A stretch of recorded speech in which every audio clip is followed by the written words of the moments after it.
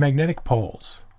Just as there are two types of electric charges, we have positive and negative, there are two ways to describe magnetism, north and south poles. Unlike electric charges, which can exist by themselves, you need to have a north pole together with the south pole. You will never find one on their own.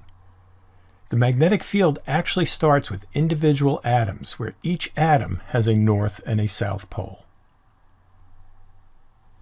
Magnets have two ends, which are called poles, called north and south. Like poles repel, unlike poles attract.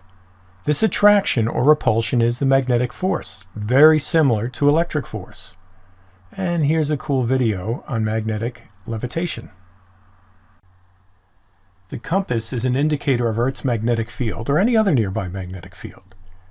It has a magnetized needle that is free to swing about a little pivot point here. The compass needle is attracted to Earth's magnetic poles. The red part of the needle is the north pole of this little sliver of metal. Now, the red part of the compass is always pointing north. But we just said that's a north pole, so how can that point north?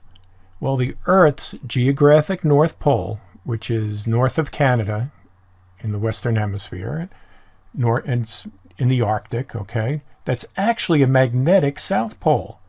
So your north pole of the magnet will point to Earth's magnetic south pole, which is Earth's geographic north pole. And Earth's geographic south pole, which is down below Africa and South America, is actually a magnetic north pole. So here's what we just said. A compass's true north pole is attracted to Earth's geographic north pole, which is the magnetic south pole. The magnetic field is a field force just like the electric field, and we can visualize it by placing a test material that will line up with the field lines. The test material in this picture are small iron filings, and you can kind of see how they're lining up like that, right? Forces around magnets can be visualized by drawing magnetic field lines based on the physical picture of the previous slide. So here you go. This shows what the filings were doing.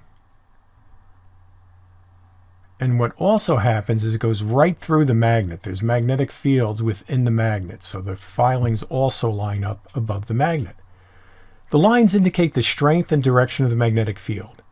The field strength and the force on other magnetized objects decreases as you get farther away, just like electric force and field. 3 magnetic field line rules. Lines exit north poles and enter south poles. They're continuous lines there. Unlike electric field lines where you could leave, if you had a positive charge here, the line would go out to infinity. Here, it loops around and goes back through the south pole.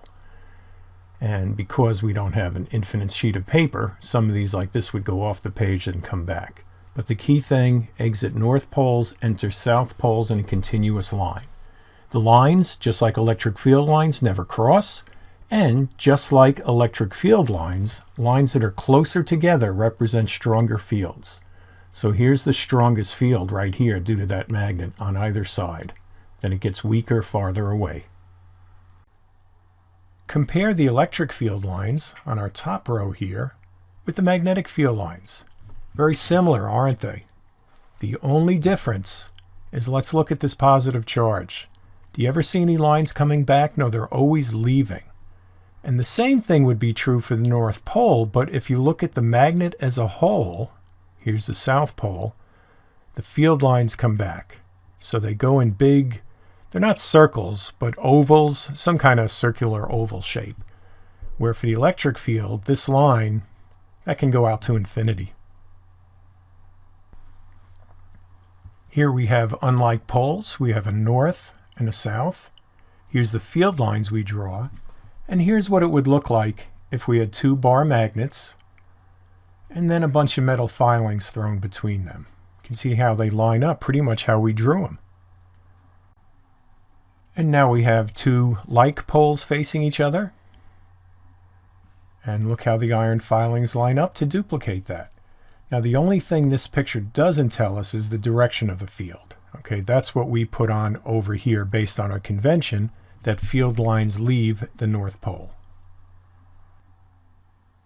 Instead of iron filings to visualize the field, a compass acting as a test magnet can be used. So here we have several compasses, 3 on each side, and the needle will swing to line up with the direction of the magnetic field around a magnet. So it would come out here, this guy would, and then come all the way back. Remember, we have to go in complete loops. Over here, see how it's following the, where it's pointed, the red comes here, over to here. See how the red's pointing back to the magnet? So let me put the arrows on here.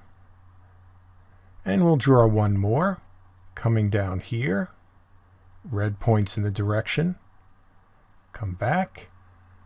This points in the direction again and takes us back home to the magnet. The red side of the compass needle points in the direction of the magnetic field.